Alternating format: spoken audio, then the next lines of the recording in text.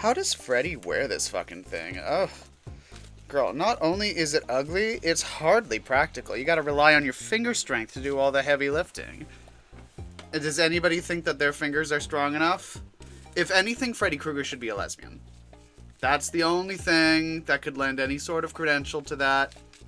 Yeah, Freddy Krueger should be a lesbian. Should be a lessie. I think it's the only thing that makes sense, you know? Oh, I love that. Oh, I love that.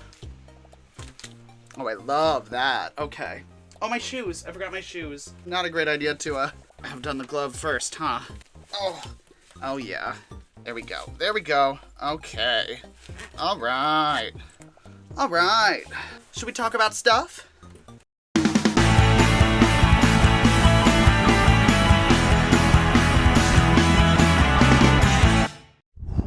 Oh my, jeez, the whole foot? Damn. Oh, hi there. Sorry, I didn't see it come in. I was just reading Mein Kampf.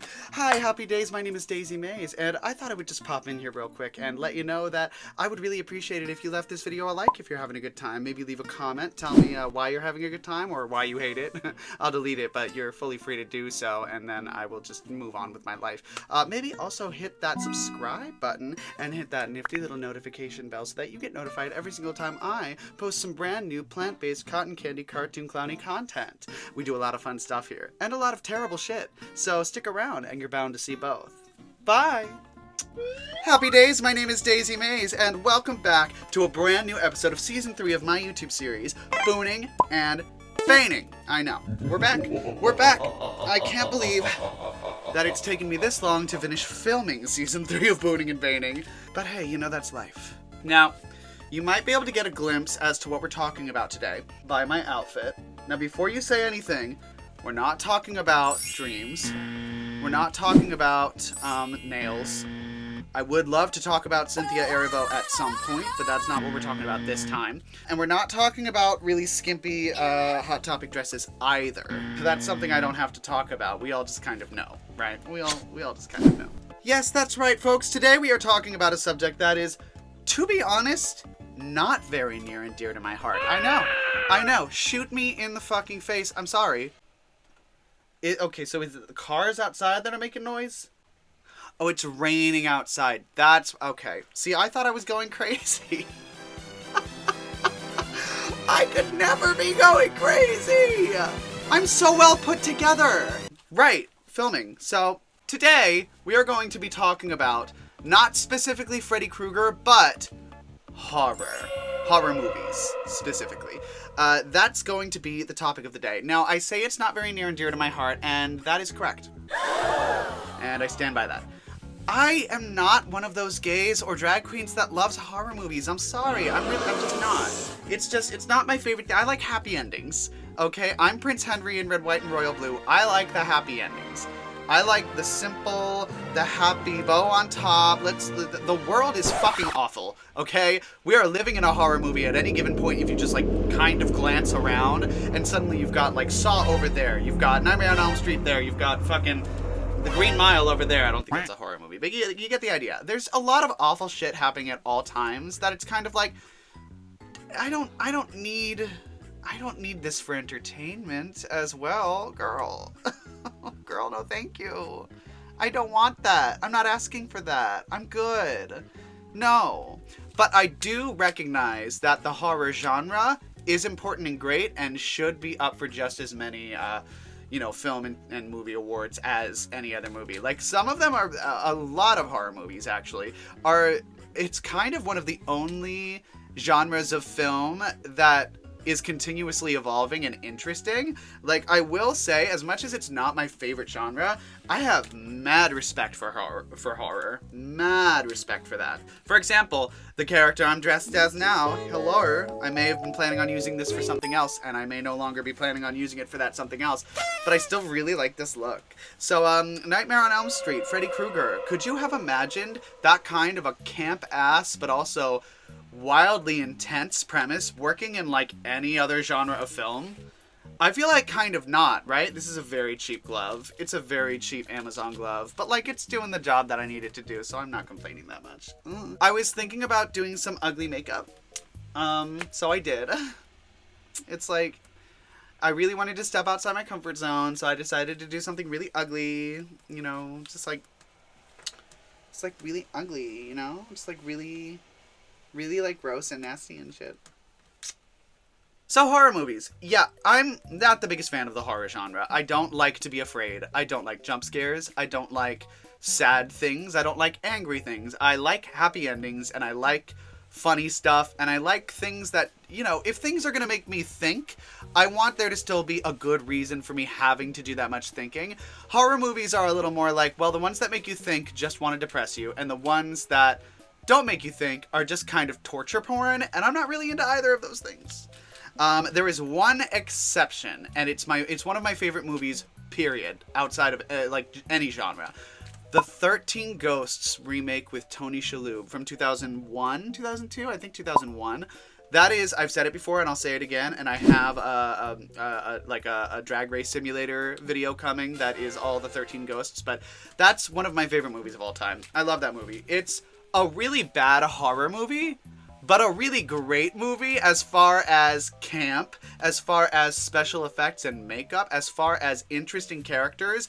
In the ghosts, the main characters, I don't care whether they live or die. I'm sorry. They do not feature in my life at all. They never spend time in my brain, and I don't need them to. But the rest of those ghosts, girl, I heard that we're getting like an anthology series of the backstories of the ghosts, and oh, I hope that's true. Ooh, bitch, I hope that's true. I'll watch the fuck out of that, okay? But like, horror generally isn't my genre. I'm not a big fan of Stranger Things either. Now, I respect Stranger Things, and I love what it's doing, but I don't like sad, scary, gory things. I'm not a fan. Whatever positive message that story is trying to tell me, I'm not going to get it, because I'm too focused on, well, why did he have to die? Why did he have to die like that? Why is his leg over there? Was that necessary? Seems a bit excessive. Like, that's kind of where I'm at when it comes to horror. However, I do recognize that it is an important genre, and it's one of the only genres I feel like in film that we really have going for us, as far as, like, putting in actual effort. So, boon number one, let's go right off the bat. Horror movies are changing the game. They're revolutionizing the game, and they always have been. Horror movies are objectively very good movies that push boundaries that other genres are not forced to do. Love horror movies for that. That is impressive. It's a very difficult feat when every story, literally ever, has been told already. So to find a way to do that is like really impressive. I gotta give credit where it's due. That's really fucking cool. Now, on the flip side, bane number one is, generally when it comes to horror movies, I don't like the content. Like, I love everything around horror movies. I love the performers. I love the effects. I love the makeup artistry. I love the set design. I love the aesthetics. I hate the fact that the plot is these people die or get tortured because this serial killer wants to, and it takes a while to stop him. And sometimes they never do. I don't like that. I mean, it's not fun for me. I do not enjoy knowing that things are gonna go bad. And I don't enjoy watching them go bad, and I don't enjoy the aftermath of them having been bad. Like, and that's not a comment on the quality of the movie, it's a comment on just the nature of the content. It has nothing to do with the skill and talent of everybody involved. I just don't like when stories are sad. Is that allowed? Is that allowed? We're like on the brink of World War III at any given moment every single fucking day. So like, I think I'm allowed to be totally okay with not seeing sad shit all the time. I also don't watch Schindler's List every Tuesday, okay? So, I think it's okay. Yeah, horror movies and the horror genre in general is a tricky subject for me because, like I said, I don't like it, but I have immense respect for it. I used to perform in haunted theater at Brookdale Performing Arts Center in Lincroft, New Jersey. It's one of the top-rated haunted houses in New Jersey, like statewide. I think we were third on that list, something like that, second or third. Love it. Very proud to have been a part of that legacy. It's an excellent excellent haunted house. And like, you know, I don't really enjoy doing it anymore because it's just not kind of it's not my genre, it's not my vibe. But I love that it exists, and I love the good that it does for other young performers. It really pushes them out of their comfort zone. And that's the other thing that I feel the horror genre is excellent at. So boon number 2 is that it does an excellent job of pushing people out of their comfort zones. Most movies try to get some sort of message across, right? Even if it's like a frilly rom-com, it's still, there's something they want you to get out of it. And horror movies often do have something they want you to get out of it, whether you know what that is or not. Sometimes it's like a more interesting and dynamic, layered version of what a different kind of movie might present. And it takes more work to pull off correctly and successfully because people already have kind of a low expectation of the horror movie genre, and I really think that they routinely... I mean, take Talk to Me, for example. I haven't seen the full movie, but every part of it that I have seen has made me want to watch the full movie. Me, someone who doesn't really like to watch horror movies. But I, like, watched bits and pieces of it, and I looked up things about the process of making it, behind the scenes and everything, and I was like, this is such a dynamic and interesting, layered concept. And the way that it's executed is so good. It's so good. And I wish more people recognize that a lot of horror movies will scratch an itch of theirs that they didn't know that they were itching for. It doesn't necessarily scratch mine, but I still know that it can. You know what I mean? Does that make sense? Bane number 2 is that I can't get past my favorite characters getting murdered. I can't get past the murder. I can't get past the gore. I can't get past a very fundamental aspect of the genre as a whole. I wish I could. I wish I could. In 13 Ghosts, the only people that die are, like, not important or actively antagonistic, and it's kind of funny the way that they die, too. I like movies where it's like, not only am I not rooting for the person who dies, but also it's kind of funny the way that they do. That's the only time it works for me. And I can't even really think of any other examples. The closest thing I can think of is not from a horror movie. Do you remember in the Goonies when that guy is taking a shit and then they fuck with the plumbing and he gets rocketed off the toilet? That, but in a horror movie, that's the kind of thing that would work for me. For a character that I am prepared to see die, it's kind of that. I wish more movies with villains in the horror genre, I wish more of them, like, punished the villains in a spectacular way with a lot less, like, a lot fewer heroes dying, you know what I mean? Like, Jeepers Creepers, for instance, is a perfect example. Why did Derry have to die? I didn't think that was necessary. I think the point of the creeper kind of got across with all the other bodies, and I think it would have been really nice to have him saved by his sister. And maybe I'm fundamentally misunderstanding a part of this movie that makes it so long-standing and contributes to its longevity, but I guess I am, because I didn't like that, and it made me not want to watch the rest of the movies. Like, and it even bothered me in the future movies when he does show up as, like, a ghost. It bothered me that that was the most we got. First of all, he's hot, so more please. Second of all, he was just a kid, you know?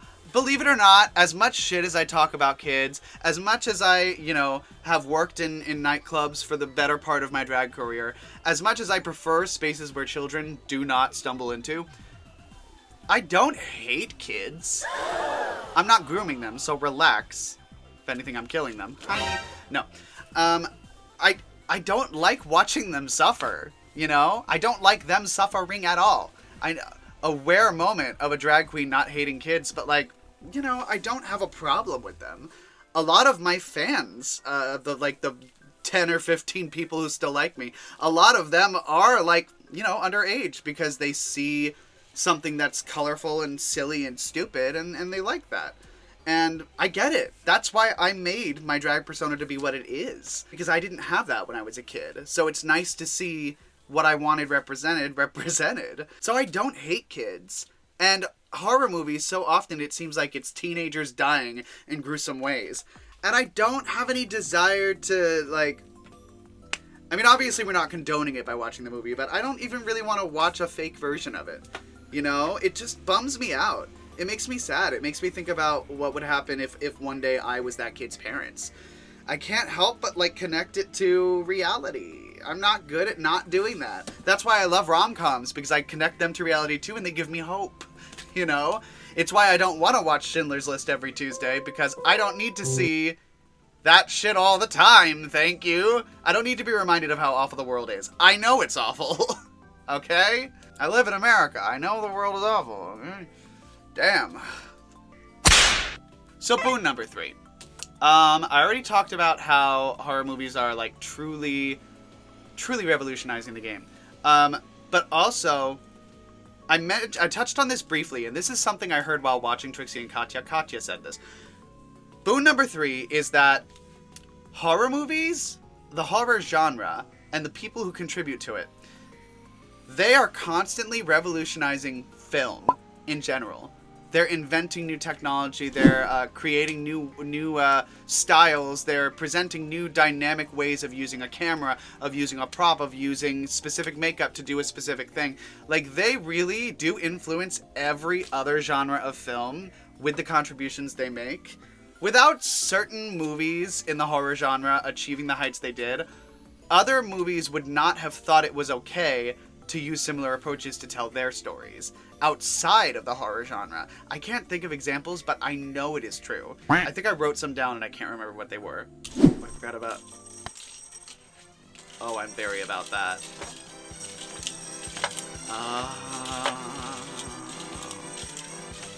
Sorry, I'm a cat. I'm not trying to distract you from the fact that I don't have examples. I feel like if you watched modern filmography from the time, I would say like from like the 70s, from like when slasher and horror movies started to gain prominence, I feel like you would see a lot of parallels in what horror movies were doing and what Hollywood in the other genres and mainstream were doing a few years later. I feel like, here's an example. Pearl, right? I didn't watch Pearl, but I didn't watch the original movie either. But I watched I forget what it's called. I want to say it's like 6 or like 6, 9, I don't know. Fucking whatever it is, where it's the girl from the first movie that Pearl is a prequel to. Oh god, I can't even remember the actress's name. Mia, something like that. Mia. Fuck! I feel like I remember, I was watching the third movie in that series, where she, like, goes to Hollywood. Did you hear that? I'm hungrier than I thought it was. Whoops. I have coffee over there. That's a meal. I was watching that, and the way I was watching it, and I was watching the camera angles and the way that they were using lighting, and even the way that they were presenting the story, it was taking itself a little more seriously, and it worked because it wasn't losing the core of what, like, a slasher thriller is. And I don't know if that's the same as the horror genre. I know there's kind of some overlap there. I remember watching that movie and thinking, yeah, I'm going to be seeing a lot more movies doing this very soon. And I feel like we're almost to that point. Like, I guarantee I'm not much of a cinemaphile. I haven't been watching very many movies, to be honest, but I wouldn't be surprised if a lot of things that, like, I know that horror movies are never going to get the proper attention that they deserve, because they're like, ooh, teen movies, ooh, slasher, ooh, it's like gore, it's torture porn, it's whatever, it's not serious. But meanwhile, I guarantee that for years to come, other movies that take themselves way too seriously are 100% going to be using all the techniques and stylistic choices that horror movies have pioneered. And that's just the way it is. Which brings us to the final point on my little list here, bane number 3. Bane number 3 is that I don't like to be scared. It's that I don't like to be scared. I do not like being scared. I don't like scary things. I am stressed and anxious enough at all times. Anything could send me into a manic bipolar downward spiral. Like, I don't like to be scared. It doesn't make me happy. It makes me feel taken advantage of. It makes me feel unhappy. It makes me feel like the person scaring me doesn't respect me. And I recognize that's not what it is. It's my own baggage that I need to unpack eventually. Maybe when therapy becomes affordable. How about that? But besides that, I cannot get into this genre the way I wish I could, the way I would love to give it the attention that it deserves. This is the best way I can do that, is by talking about it tangentially as a third party. But because of the nature of the genre, a fundamental feature of it is something that I just can't get past. And it makes me so sad. Because look at this. I put this look together. I mean, it was a couple purchases on Amazon, but still. I put this look together because I wanted to pay homage to truly one of the icons, one of the legends in the sport. The horror movie villains are a pantheon in and of themselves. And that's so cool. So if I were to wind things down here, and we were to talk about, first of all, I need to show you my shoes. I love these shoes. Don't look at my pussy. I love these shoes. I won't hear slander about these shoes. If I had to give, obviously, like I always do, an overall rating, horror movies are a boon. 100% they're a boon. All of the movies you like, even that cartoon Trolls 4 or whatever the fuck you're watching, I guarantee you, there has been some element of horror movies that influenced the way that movie was shot, storyboarded, casted, the effects designed, the lighting designed. Like, I guarantee horror movies played a part in that. And, I couldn't be more grateful to them for that. So, thank you, horror genre. Thank you, horror movies, for doing your part. You have revolutionized cinema, and I will never forget or forgive. And here's hoping that someday I can get on board. I really hope I do. But objectively speaking, removing myself from the equation, horror movies are just... The horror genre is great. It's a boon. 100%. So that's that. I don't want to hear any disagreements. Take it somewhere else. I'm just kidding. If you disagree with me, feel free to leave a comment explaining your side and why you feel the way that you feel. If you're mean to me, I'll delete it and then kill myself. Both. Not one, just both. But while you're down there, maybe give the video a little like. Subscribe if you haven't. Oh my goodness, share it with your friends and hit that nifty little notification bell so that you get notified every single time I post some brand new plant-based cartoon cotton candy clowny content. I almost had a stroke there. That's all right. But I post all the time. I post lots of stuff. And if you want to catch me doing shit live, I'm actually about to log on to Twitch for my regular Saturday stream. I call it Daisy Plays. And it is a lovely little thing where I just get and drag and play some games with you guys. 2 p.m. Eastern Standard Time every Saturday. And the last Saturday of every month, I have a little concert as well that I throw in there. I've got a mic stand over here and like a little speaker and microphone situation. It's great. I put together a themed concert based on that month. So come on by, follow daisymaze.jpg. You got to spell it all out. Capital D, capital M, include that I in the maze, and then DOTJPG. And that's me on Twitch. Come check me out. And if you liked this video, if you want to see more, do all those things I said. And then also, if you have a specific topic you would like me to cover in one of these videos, please let me know. I'll pick out an outfit and I'll film it shortly after. I'm excited. It won't debut until the following season, but still, it'll be fun. So thank you so much for watching. My name is Daisy Maze, and as always, I am wishing you all some very happy days. Mwah.